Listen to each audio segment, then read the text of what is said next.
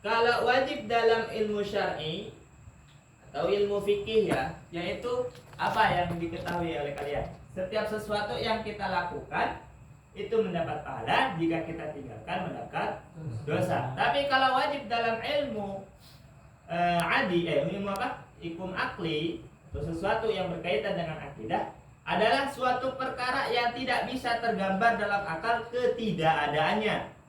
Jadi kalau itu tidak ada, akal kita nggak menerima seperti itu.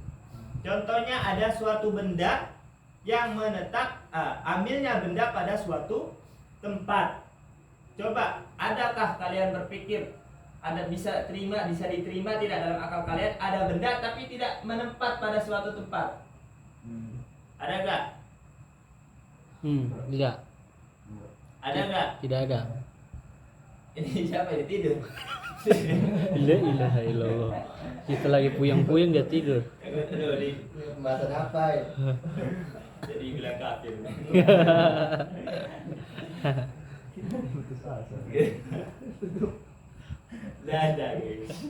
Ada nggak kira-kira benda dalam bumi tapi nggak menempat pada suatu tempat? Tidak ada. Ada nggak? Kentut, please. Ya kentut itu udah ada tempatnya, ini tempatnya di bumi. Ada nggak? Nggak bakal ada. Contohnya seperti pohon. Pohon ini di bumi ya sudah di tempat ya sudah. Mau terbang ya di tempat sudah.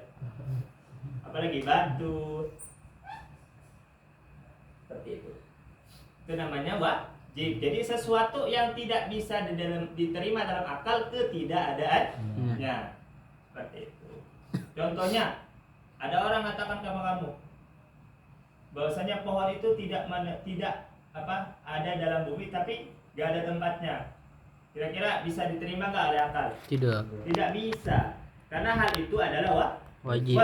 Pasti setiap tempat itu setiap benda itu pasti mengambil tempat. Seperti itu. Kemudian yang kedua adalah mustahil dalam hukum akli.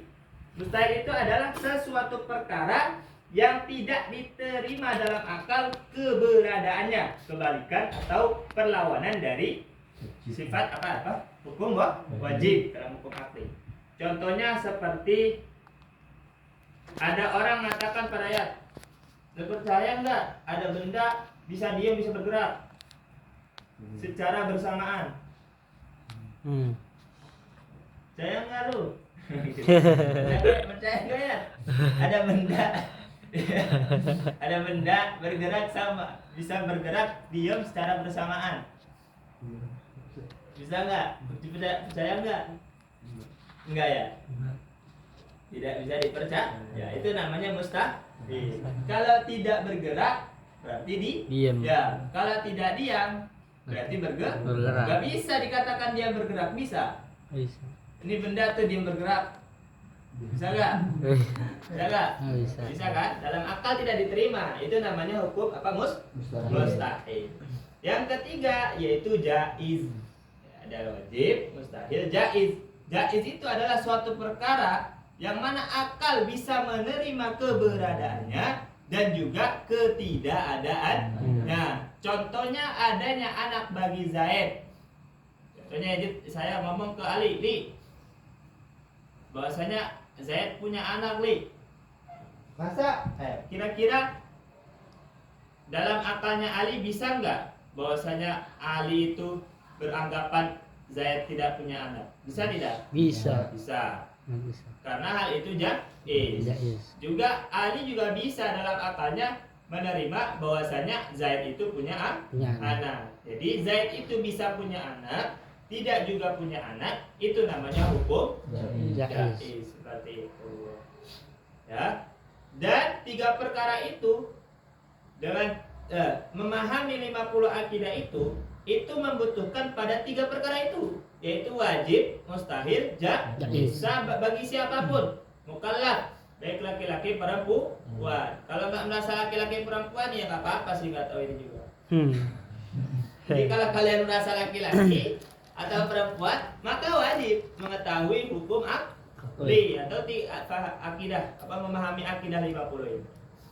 Seperti itu. atau mengetahui hukum wajib mustahil jaiz. Karena setiap sesuatu yang dibutuhkan untuk melaksanakan kewajiban, mengetahui kewajiban, itu hukumnya wajib. Contohnya wudhu untuk melaksanakan sholat. Sholat itu hukumnya apa? Allah. Sholat itu hukumnya apa? Wajib. Wajib. Dan sholat tidak bisa sah jika tidak ada wudhu.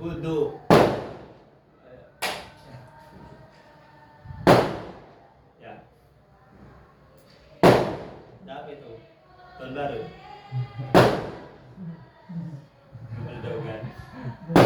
Sunatan. Sunanya beberdogan. Atau kampanye paling.